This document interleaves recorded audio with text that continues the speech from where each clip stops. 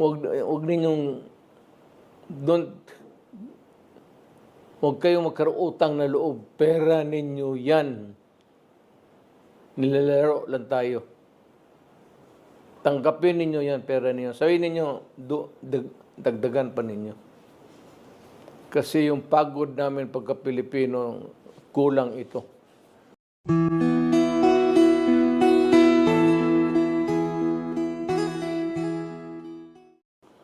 Yung tawag nila ng popular will ng tao. Ang nangyayari, most of the time, ang ginagamit na is not convincing people on the merit, itong may problema sa ating bayan. O we try to solve it, hindi na by mga representative natin sa Congress. Shortcut na yan. Ginagamit nila pera. Ayuda. Pinaparaan sa ayuda.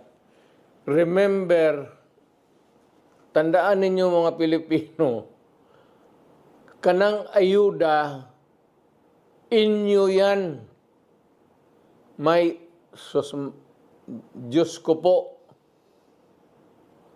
walang tao dito sa Pilipinas o milyonaryo man o bilyonaryo na magbigay ng pera baski 1 peso sa inyo. Walang taong magagawa ng lalo na yung mga mayaman. Yang binibigay ng mga politiko, milyonaryo man o mahirap, hindi nila pera yan. Pera ninyo. Kaya kung may problema ang bayan, tapos ang isyo na sa harap ninyo, you are made to choose in either referendum or plebiscite, maawa naman kayo sa anak ninyo, future generation. Isipin ninyo yung problema. Yung ibigay ninyo ng pera, kunin ninyo, kay pera ninyo yan. Hindi gago itong nag-imprinta yan sila ng pera, ipamigay. No, it's your money. Ninanakaw nila yan, yung iba. Yung iba naman, kagaya ng Kongreso ngayon, parang nauubos talaga ang pera ng Pilipinas. Parang tubig gastos nila. Uncontrolled use of money. Basta halos imprinta na lang, baski wala na value. Ano kasi natin, ang peso is, ang valuation niyan is gaano kalaki ang negosyo mo.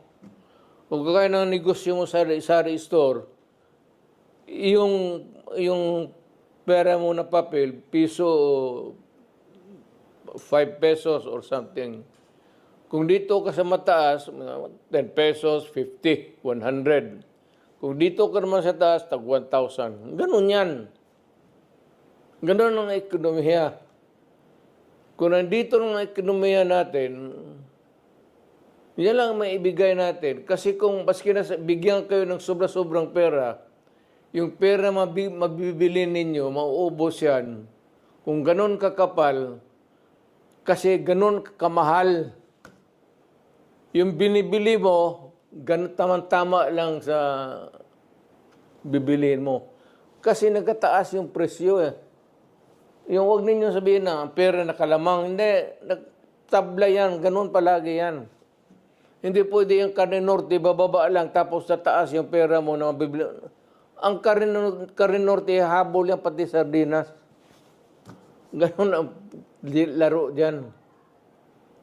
Kaya kunin mo yung pera, gastusin ninyo, huwag kayong mahiya, huwag kayong tao na mag-guilty.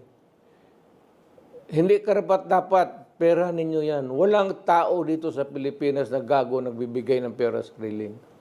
Pera, ayuda, huwag ninyong,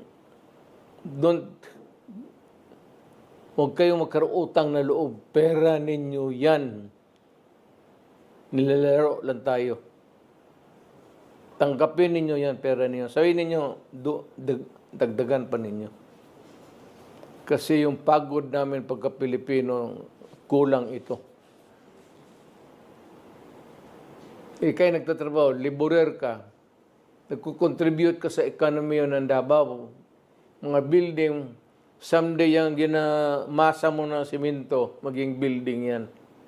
You improve the economy kasi yung mga building niya may mga kwarto-kwarto. So marami magpasok ng kailangan ng mga kwarto-kwarto, negosyo. Magtayo sila ng mga building ito, kailangan nila ng mga... Ganun ang ano niyan. Ibig sabihin, walang libre dito sa buhay na ito. Pinaghirapan mo yan. Inyo yan. Tanggapin ninyo, inyo yan. Huwag kayong magpasalamat. Yan ang mensahe ko para sa Pilipino. Sa mga kaigsunan akong Pilipino, mga kapatid ko, sa lahat na, sa buong bayan ng Pilipinas, Pasko ngayon, somehow, as your former president and a leader of the community, I have to give my yearly, marinig mo lang ninyo yung ano ko sa what's in my heart. Ang ano ko lang is na sana maawa ang Diyos at yung ekonomiya natin ay hindi bababa, medyo umaakyat for us to have the opportunity for lahat na gainful employment for everybody and enough money circulation to help others to maintain a little enterprise or business and makahanap buhay ng mga sariling kanilang mga negosyo at maliit na whatever is there.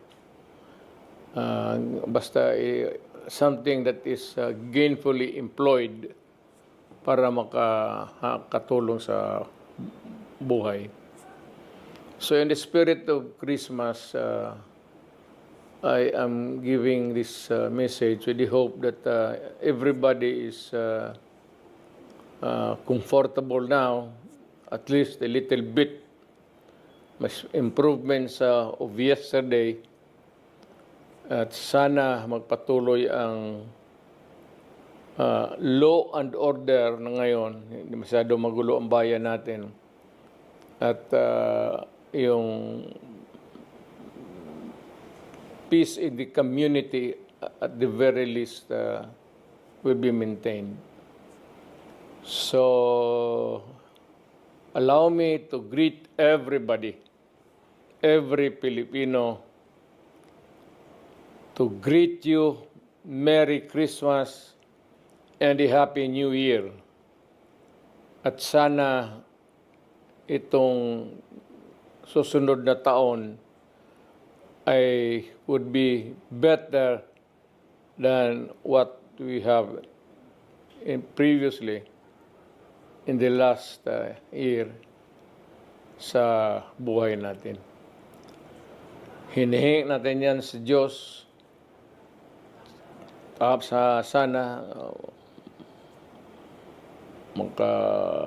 marinig naman tayong yung pleadings natin for peace and security for our country, and the prayer, the pleadings that the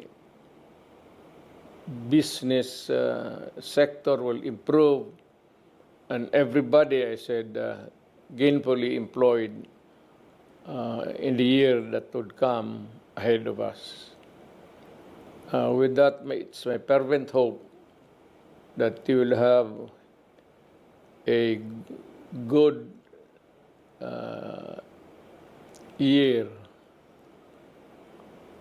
sa ating buhay sa pagkapa-Pilipino natin. Again, Merry Christmas and a Happy New Year to all of you. Maraming salamat.